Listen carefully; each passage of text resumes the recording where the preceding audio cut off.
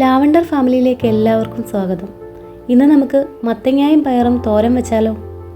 അതിനായിട്ട് ആദ്യം തന്നെ വൻപയർ വേവിക്കാൻ വെക്കണം. മത്തങ്ങയും പയറും കൂടെ ഒരുമിച്ചിട്ട് വേവിച്ചാൽ മത്തങ്ങ വെന്തു പോകും. അതുകൊണ്ടാണ് വൻപയർ ആദ്യം വേവിക്കുന്നത്.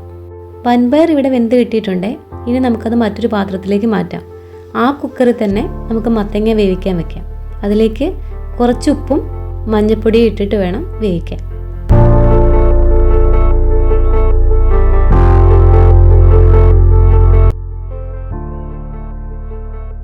മത്തങ്ങ ഒന്ന് വെന്ത് വരുമ്പോഴേക്കും നമുക്കതിനാവശ്യമായ അരപ്പ് റെഡിയാക്കി എടുക്കാം. അതിനായിട്ട് തേങ്ങയിലേക്ക് ചെറിയ ജീരകം, പച്ചമുളക്, ചുവന്നുള്ളി, വെളുത്തുള്ളി എന്നിവ മഞ്ഞൾപ്പൊടിയും ചേർത്ത് ഒന്ന് ചതച്ചെടുക്കാം.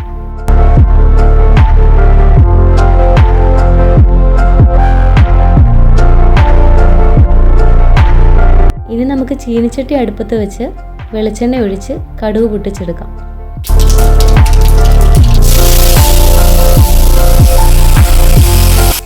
അതിലേക്ക് അരച്ചു വെച്ചിരിക്കുന്ന അരപ്പ് ചേർത്തൊന്ന് വഴറ്റിയെടുക്കാം.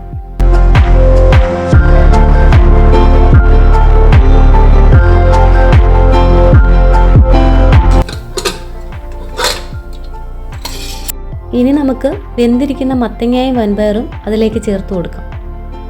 വൻപയർ വേവിക്കുന്ന ടൈമിൽ തന്നെ അതിലേക്ക് കുറച്ച് ഉപ്പ് ആഡ് ചെയ്തിട്ട് വേണം വേവിക്കാൻ.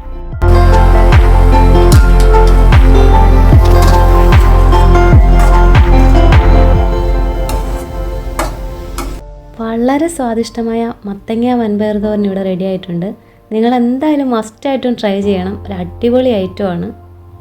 ഇന്നത്തെ വീഡിയോ നിങ്ങൾക്ക് എല്ലാവർക്കും ഇഷ്ടമായെന്ന് വിചാരിക്കുന്നു. അപ്പോൾ പുതിയൊരു വിശേഷമായി പുതിയൊരു റെസിപ്പിയുമായി വീണ്ടും കാണുന്നവരെ ബൈ.